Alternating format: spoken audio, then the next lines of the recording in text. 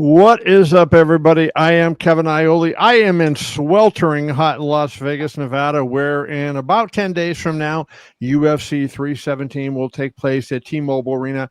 And in one of the most beautiful countries on earth, I have been there, and I can tell you it is one of the best I have ever been to. New Zealand is my next guest, Kai Kara-France. Kai is going to challenge for the UFC Flyweight Championship. He's going to face the champion, Alexandre Pantoja.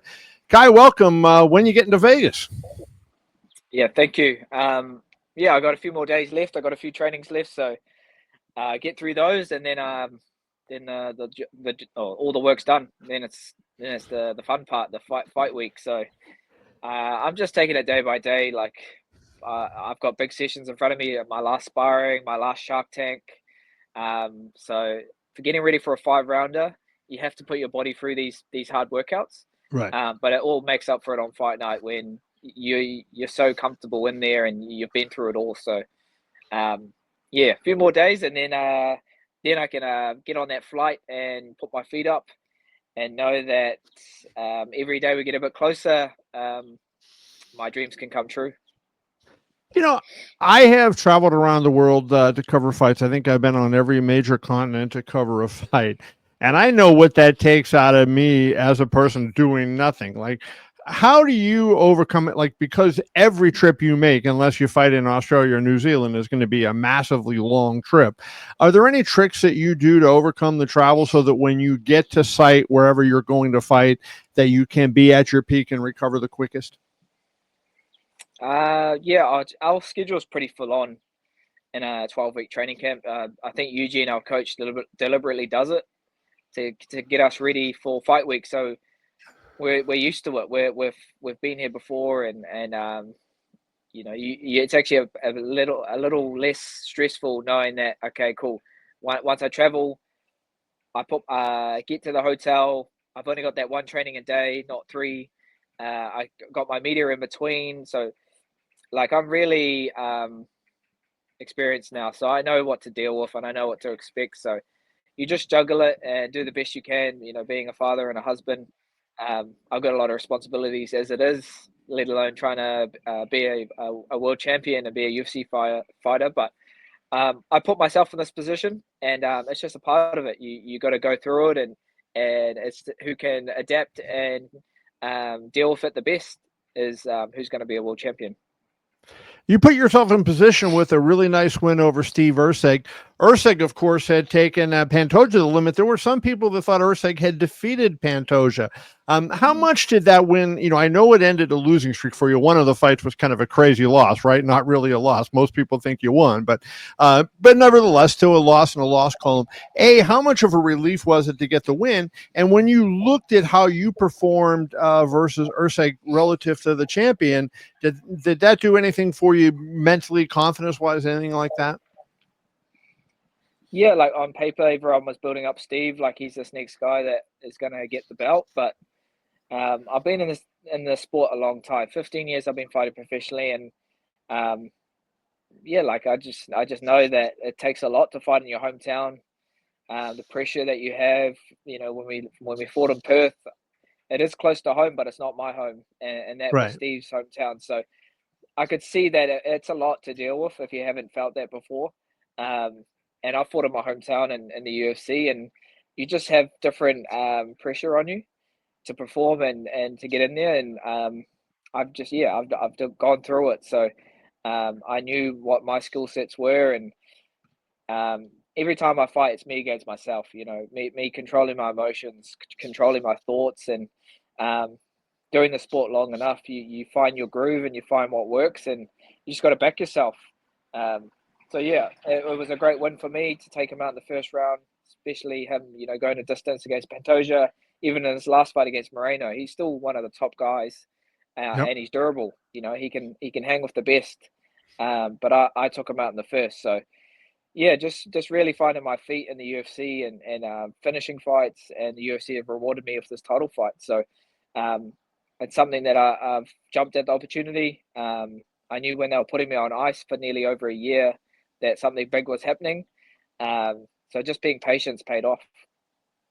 If you look at it, the flyweight division, I think, is probably better than it's ever been. You had two really legendary fighters that were champions, Demetrius Johnson. Some people think Demetrius might be the greatest fighter, regardless of weight class of all time, but certainly the greatest flyweight, and Henry Cejudo, an Olympic gold medalist who was a two-division champion. But the flyweight division, I don't think, has been as deep as it is right now. So from your standpoint, A, do you agree with that? Do you feel like the division is deeper than it's ever been? And B, if you become the champion of a division like that, what does that say about the growth you've made since the roughly 3 years since you last fought for the championship? Yeah, like it's the most exciting division because anyone can beat anyone. And not having this guy, Pantoja is on a big win streak, but he's not untouchable.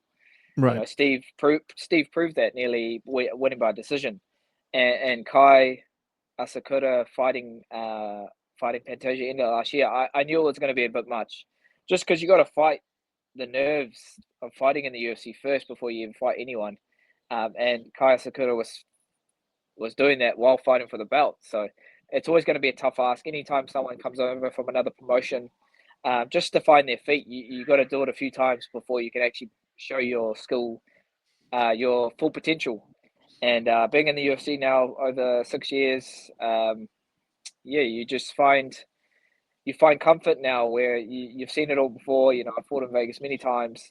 I fought the top guys many times, and I'm still here fighting. I'm still here, trying to prove myself and build my way back up to a title fight. So when I went through that title fight against Moreno, I can take the positives from that experience and use it for this time. So, I want to be the first guy to finish Pantoja. He hasn't been knocked out in the UFC yet, so I want to test his chin. He's getting a bit older now.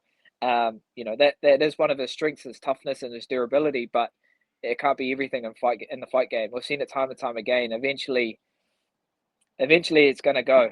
And I've been a massive Max Holloway fan for years, and Ilia Topuria was able to find that shot that could take him out. So I guess similar in this sense, stylistically, I've got the best takedown defense in the flyweight division. I've got the hardest punch in the division as well, having 12 knockouts on my record. And the fans are in for a treat for this one because I know Pantoja, he's stubborn, he's going to bring the fight to me, and I welcome it. I want to meet him in the middle, be in the line of fire, and catch him. Yeah, Pantoja, I talked to him the other day, filled with confidence. And, he's a nice, humble guy, but his confidence is really up right now. You alluded to something, Kai, that I want to ask you about. Dana White talks about it all the time. And most of the fighters, when you ask them, they kind of go, that's BS. Like Patchy Mix was the most recent one that I can think of. He fought at UFC 316. I interviewed him before that fight. He coming from Bellator. He said, "Oh, no big deal," and he lost the fight. What is it when you talk about getting into the UFC? What is the difference? Is it the quality of opposition? Is it all the media, all the stuff that goes on around it? Why is it hard and take a few fights to get adjusted, like you had just said, when you join the UFC? It's just a different beast. This is global. Other promotions, they're not really, they don't have that kind of reach and they don't have that platform. And the UFC is in every country. If you don't speak English, you know what it is. And it's universal. Like that's what you're dealing with. So when you're on that spotlight, it's going to change you. It's going to do things to you if you're not ready for it. And you just got to be comfortable with it. And it's not like it's the different setup every time you step in the ring and the octagon. It's the ref, your opponent, and the cage. Doesn't matter who's around, the spotlight, all of that stuff. So I figured that out a long time ago, and that's what made it more homely. Is that's always going to be the same setup. So that's all you can control. Everything else, you just got to learn how to adapt, not attach yourself to things, not react, respond to things, and the mindset of it's a part of the job. It's not just the fighting, it's all the other things, the travel, the media, the tension, the pressure. You just have to find a way to deal with it. And being a father and a husband myself, and putting providing for them and giving them the best life, you just got to make it work. Find your routine, find your rhythm, and if you want it bad enough, you'll make it work. So 15 years been building up to this moment, but 15 years of grinding, figuring out on the job pretty much. I was a boy fighting at 17, my first pro fight, so I had to figure this out. And I came up in a time in New Zealand where it wasn't, you didn't pad your record, you didn't build up your amateur career and then go to your pro career. You're just going to find out. There wasn't many guys in my weight class when I first started at flyweight. I was fighting at bantamweight, and even at bantamweight, the guys were fighting. I was taking fights at 70 at lightweight just because no one else was at that weight class. So my coach at the time said, "Well, do you want to fight or do you not want to fight?" And I said, "Well, hell no, I'm not just wasting all this training. I'm jumping in." And you did it because you loved it. It was you chased this because you're passionate about it, and you weren't looking at money, fame, attention, any of that stuff. That came later on, but you have to earn that kind of thing. So, Right. I think that's what makes us so successful at our gym at CKB is everyone loves what we do. We love this. You know, it's the journey that we're on. It's taking on the good and the bad, the highs and the lows, and putting yourself in these positions where you embrace it all. And I feel like that's in everything in life. I want to run this past you. 10 years ago, you were 5 years into your pro career. You were 7-6. You had lost 3 fights in a row, right? Yeah. Obviously, you persevered. Now you're 25-11. So you turned your career on. You've gotten into the UFC. You fought for a title, fighting for a title again.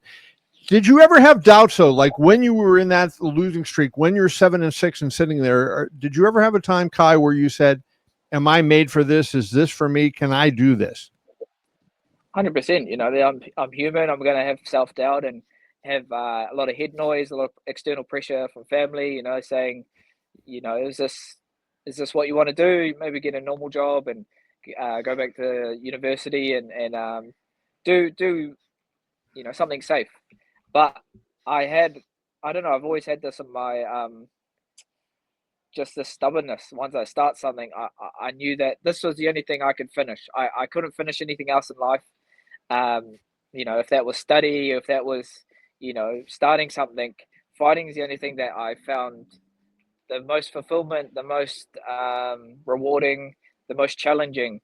And, you know, deep in my career at a turning point, I was like, nah, I've got to give it everything because I've sacrificed so much time, family, and just I wanted to fight for this, and I had to fight for this dream, and it's just paid off. Just having that self belief that it's going to all work out. It doesn't usually do that, but I was an exception. I was really just just really stubborn to make this dream work, and here we are now, presented with another world title. Two other questions. I'll let you go. I know you got a lot of stuff to do, so I appreciate your time. One, when you were 7-6, was there one fight? Was it the next fight, or was there one fight that led you to believe I'm good enough and that I can make my career in this? Do you remember a moment or a specific fight that did that, turned it around for you? Yeah, because I was fighting at bantamweight, so I was too small, and then I made the cut to flyweight. And I just trained for about 4 months, didn't take any fights. I was based in Thailand at the time. And then in the space of a year, I was on a 5-fight win streak, all by first round knockout. So, just really kind of gave myself a chance, just trained, didn't take any fights because I just wanted to get better, drop down the weight class. And then that's where I really found my full potential at flyweight. And then that's when I got picked up for the Ultimate Fighter. Getting on that 5-fight win streak 2016. So full circle, 9 years ago, me and Pantoja first fought each other on the Ultimate Fighter, and now I get to run that back. So pinnacle moments in my career, but it's all played a part, and it's added character. It's added this thick skin that I've had in my whole fight career, which is just keep going. Me, Dan Hooker, have similar records, similar fighting backgrounds where you can't count us out. You can't count someone off their last fight. Yeah, Dan showed that the last fight. Yeah, 100%. So you just gotta pick yourself back up. If I've got to go back to the gym because what else am I gonna do? I'm not good at anything else but fighting. So that's what kept me in the. You're good. You're good at talking too, and I appreciate it. So let's wrap up. Let's wrap it with this. let's go to June 28th. It's around 10 p.m. Dana White is in the octagon and he's putting the belt around your face. You think you cry? What's your reaction going to be? Because I know you worked all your life to get to that specific moment. What do you think your reaction is going to be if you win the fight and you have the belt wrapped around your waist? It's the belt is a material thing, so physically it's not going to mean too much to me. It's what it brings. It brings my people. It brings my people hope. It gives my people back in Aotearoa, New Zealand, inspiration, knowing that if this young kid turned into a man, did it all the way from where we're from, taken on the world, followed his dreams, it's gonna do so much for our people. And 15 years I've been chasing that, but I've never needed a belt to validate who I am as a person, my value as a person, and my happiness. So, what gives me full fulfillment and brings happiness to me is my family. My kids and my wife are going to look at me as the world champion, win or lose. I get to go home to that every day. So for me, I'm doing this because I love it. I'm doing this because I'm good at it. And this fight's bigger than me because in my culture, we call it mana.